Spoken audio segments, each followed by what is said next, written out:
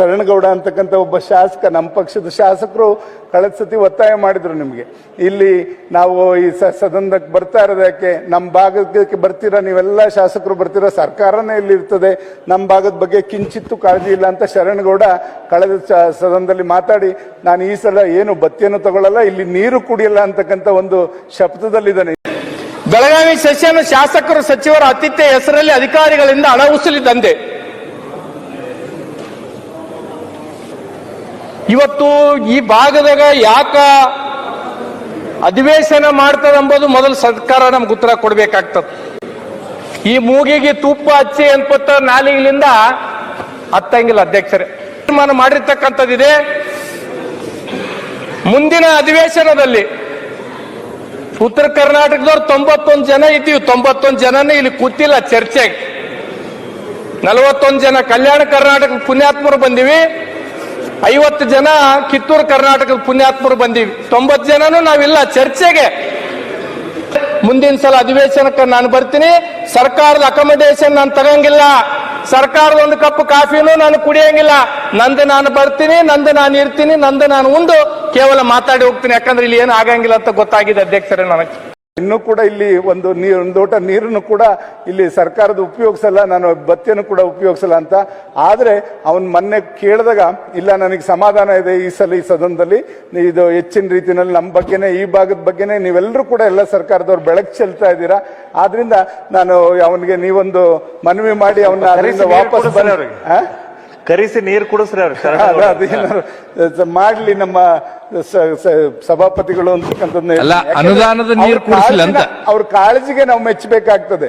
ಅವ್ರಿಗೇನು ವೈಯಕ್ತಿಕ ನನ್ನ ಕ್ಷೇತ್ರ ಅಲ್ಲ, ನಮ್ಮ ಭಾಗಕ್ಕೆ ಬಗ್ಗೆ ಕಾಳಜಿ ಇಟ್ಕೊಂಡು ಆತ ಒಂದು ನಿರ್ಧಾರನ ಕಳೆದ ಸದನದಲ್ಲಿ ಹೇಳಿದ್ರಿಂದ ಆತನಿಗೆ ಅದಕ್ಕೆ ತಾವೇ ಒಂದು ಮಾತು ಹೇಳಿ ಇದರಿಂದ ಹೊರಗೆ ಬಂದು ನೀವು ಎಲ್ಲದರಲ್ಲೂ ಭಾಗವಹಿಸಿ ಅಂತಕ್ಕಂಥದ್ದನ್ನ ನೀವು ಸಂದರ್ಭದಲ್ಲಿ ಹೇಳ್ಬೇಕು ಅಂತಕ್ಕಂಥದ್ದು ಕೂಡ. ಗರ್ದಿಗಮತ್ ವೀಕ್ಷಕರಿಗೆ ನಮಸ್ಕಾರ ಗಡ್ರಿ. ಇವತ್ತು ರಾಜ್ಯದೊಳಗೆ ಅಧಿಕಾರ ಬರೋ ಪೂರ್ವದೊಳಗೆ ಮಂತ್ರಿ ಆಗವ್ರ, ಮುಖ್ಯಮಂತ್ರಿ ಆಗವ್ರ, MLA ಆಗವ್ರ, ಜನರಿಂದ ಆರಿಸಿ ಹೋಗವ್ರ, ಎಷ್ಟು ಬೇಕಟ್ಟು ಆಶ್ವಾಸನೆಗಳು ಕೊಡ್ತಿರ್ತಾರೆ. ನಾ ಇಂದ್ರನ್ ಮಾಡ್ತೇನೆ, ಚಂದ್ರನ್ ಮಾಡ್ತೇನೆ, ಮತಕ್ಷೇತ್ರ ನಂದನವನ ಮಾಡ್ತೇನೆ, ಇಲ್ಲಿ ನೌಕರಿ ಯಾರು ಖಾಲಿ ಉಳಿದಂಗೆ ಮಾಡ್ತೇನೆ, ನೀರು ಕೊಡ್ತೇನೆ, ರೈತರ ಬದುಕು ಹಸನು ಮಾಡ್ತೇನೆ, ಒಟ್ಟು ಈ ಕ್ಷೇತ್ರ ನಂದನವನ ಮಾಡ್ತೇವೆ ಅಂಥೇಳಿ ಒಂದು ಆಶ್ವಾಸನೆ ಕೊಟ್ಟು ಕ್ಯಾಸ್ ಆರಿಸಿ ಹೋಗಿರ್ತಾರೆ ಭಾಳಷ್ಟು ಜನ ರಾಜಕಾರಣಿಗಳು. ಆಶ್ವಾಸನೆ ಕೊಡೋದನ್ನು ಅವ್ರ ಉದ್ಯೋಗ ಇಲೆಕ್ಷನ್ದಾಗ, ಮತ್ತು ಅದನ್ನು ಕೇಳಿ ಕ್ಯಾಸ ರೊಕ್ಕ ರೂಪಾಯಿ ತೊಗೊಂಡು ಓಟ್ ಹಾಕೋ ಮಂದಿ ಇರೋ ಮಟ್ಟ ಅದೇನು ಆ ಕ್ಷೇತ್ರ ಎಂದೂ ಉದ್ಧಾರ ಆಗೋದಿಲ್ಲಂತೂ ಮಂದಿ ಮಾತಾಡ್ತಿರ್ತಾರೆ. ಈಗ ಒಟ್ಟಾರೆ ಅಂಥದ್ರೊಳಗೆ ಒಬ್ಬರ ಗುರುಮಿಟ್ಟಕಲ್ ಕ್ಷೇತ್ರ, ಯಾದಗಿರಿ ಜಿಲ್ಲೆ, ಹೊಸ ಜಿಲ್ಲೆ ಒಳಗೆ ಒಂದು ಕ್ಷೇತ್ರದಿಂದ JDSದಿಂದ ಆರಿಸಿ ಬಂದಂಥ ಈ ಕಂದಕೂರ್ ಅಂಥೇಳಿ, ಶರಣಗೌಡ ಕಂದಕೂರ್ ಅಂಥೇಳಿ ಅವರ MLA ಆದವರು.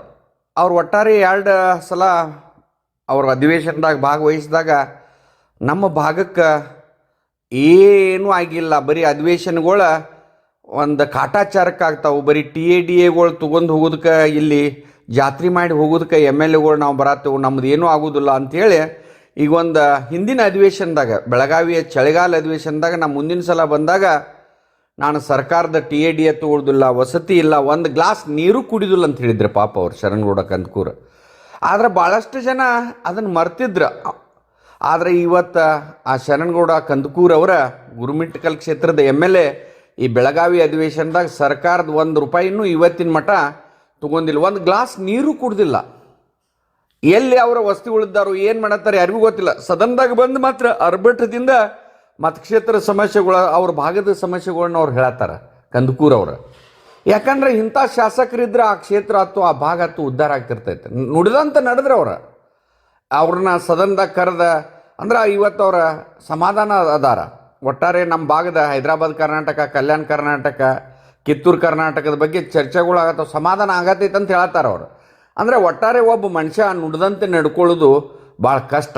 ಯಾಕಂದರೆ MLA ಆದ್ಮ್ಯಾಗ ಮರೆತು ಬಿಟ್ಟಿರ್ತಾರೆ ಅವ್ರು, ಹಿಂದೆ ಏನು ಆಶ್ವಾಸನೆ ಕೊಟ್ಟಿರ್ತಾರೋ, ಏನು ಮಾತಾಡಿರ್ತಾರೋ ಅನ್ನೋದು ನೆನಪಿರೋದಿಲ್ಲ, ಮತ್ತು ಯಾರೇ ನೆನಪಿಸಿದಾಗ ಆಗೋದು. ಆದರೆ ಈ ಶರಣಗೌಡ ಕಂದಕೂರ್ ಅವರ ಇವತ್ತಿನ ಮಟ್ಟ ಚಳಿಗಾಲ ಅಧಿವೇಶನದಾಗ ಸರ್ಕಾರದ ಒಂದು ಗ್ಲಾಸ್ ನೀರು ಕುಡ್ದಿಲ್ಲ, TAD ಅನ್ನು ತೊಗೊಂಡಿಲ್ಲ. ವಿಧಾನಸಭಾ ಸ್ಪೀಕರ್ ಅವ್ರನ್ನ ಕರೆದು ಮಾತಾಡ್ಬೇಕಂತ ಒಬ್ಬರು ಶಾಸಕರನ್ನ ಹೇಳಿದ್ ನಿಮ್ಮ ಮುಂದೆ ಹೇಳತ್ತೇನೆ.